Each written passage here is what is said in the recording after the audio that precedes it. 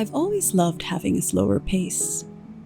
When I was a kid, I was often described as having grace under pressure. I always remained calm and composed in difficult situations. At that time, I wasn't sure if it was a compliment, but I figured if they weren't scolding me, it probably was a good thing. My sister used to tell me that eating slowly was good, that she often ate too fast, and that she wished she was more like me. Little did I know, younger me was actually practicing mindfulness. Sadly, as I got older and started working, that all turned out to be a negative quality. I had to hustle the whole time, even though my tasks were already finished. I had to appear busy, even if there wasn't really much to do. I was so eager then, hungry, and so excited that it didn't matter. My life was work, and I was failing in the other aspects of my life. I knew something was off, so I needed a change. We're currently on a quick vacation now, visiting my in-laws' rest house out in the province. I remember being back here when it was built, and now I get to experience it in a different light with my daughter in tow. So join me as I take you around, chat about slow living, mindfulness, and other things. And maybe you'll find that slow living is for you too. I'm a mom of 2 now, and I'm in my late 30s. My youngest just turned 1, and she changed my perspective. By teaching her, I learned from her too. She taught me to see things the way she did, learn at her pace, and be happy for the littlest of things. Children are so pure and innocent, and it takes so little for them to be happy. She also reminded me to slow down, and slowly, she helped me find my way back to mindfulness. With my daughter, I had to be present. Otherwise, she would probably get herself in trouble. Spills here and there, and probably things she shouldn't be eating would end up in her mouth. I'm a work-from-home mom, and many assume that you have more time with your child every day as compared to someone who actually has to go out for work. However, I think we're looking at it the wrong way. Instead, let's ask ourselves, are we truly present? Mentally, I mean. Avoiding scrolling on your phone and really listening. I confess, I don't always achieve this, but I'm committed to improving, and I think recognizing the issue is the first step.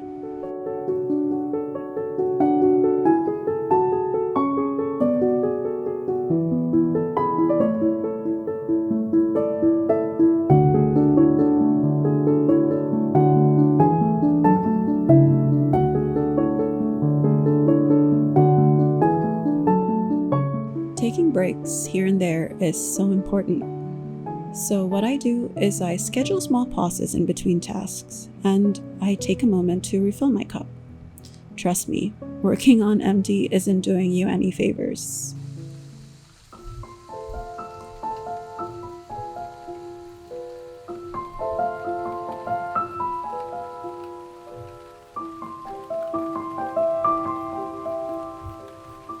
With slow living, there are a lot of things or habits I am slowly starting to unlearn right now. I'm being more intentional with my time because as I grow older, I learn that time is fleeting and that the beauty of life is that it's short. So I choose to live a meaningful life, one filled with love and memories, and I'm working on that now.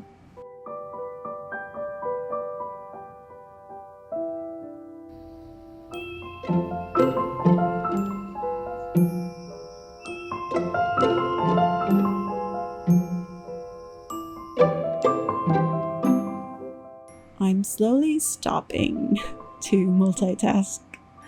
I think I was good at it in my other life, but my brain always seems right after. I've let go of rushing, especially when I don't need to. I mean, don't get me wrong, I still rush when I need to. I do. And I've accepted that on some days I'm not as productive as I should be. And that's okay. I try not to be hard on myself and not to feel guilt. I plan less and live in the present. I enjoy the moment and the little things happening rather than focusing on tomorrow, the next step, or the future. It's more challenging than it sounds, and I'm a work in progress. I'm learning to let go of rigid routines too, and I've been starting with flows instead. I need my morning flow.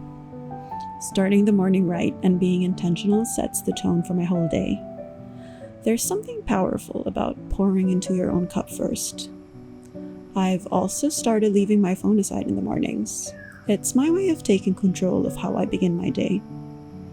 These small choices, they set me up to feel good and remind me that I can create my own flow.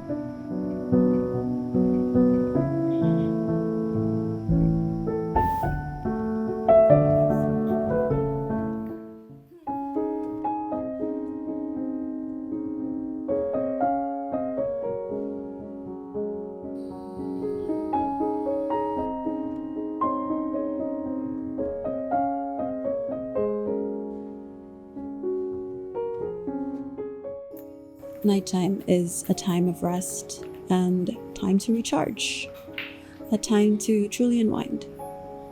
And I'm an overthinker. It can take me a little longer to settle into that calm, but I've learned that this is when I really need to slow down the most. Or maybe reading a book, doing something I love. I try not to look at screens so much. Back then, I used to rush through these moments. I see the beauty in allowing myself to pause now, to clear my mind, or to fill it with something I like. And this is how I gently prepare for whatever the next day brings. I love this place, especially at night.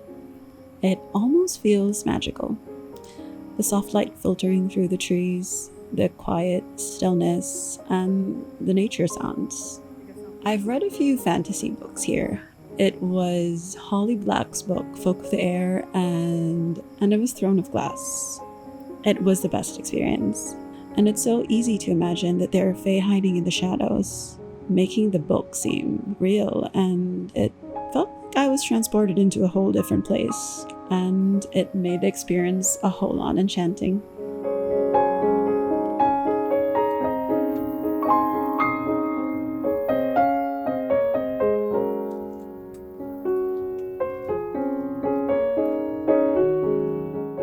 And that's what slow living has become for me.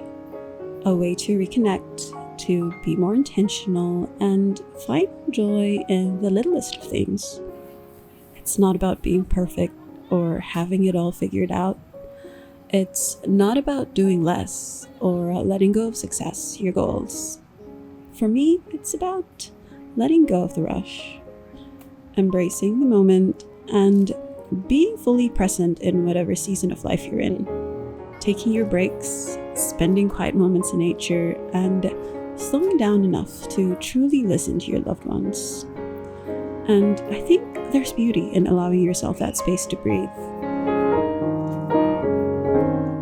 So maybe you found that slow living is something you'll explore in your own way.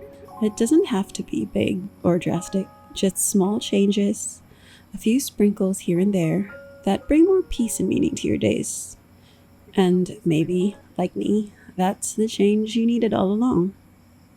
I hope you enjoyed this video. I'll see you on the next one. Bye!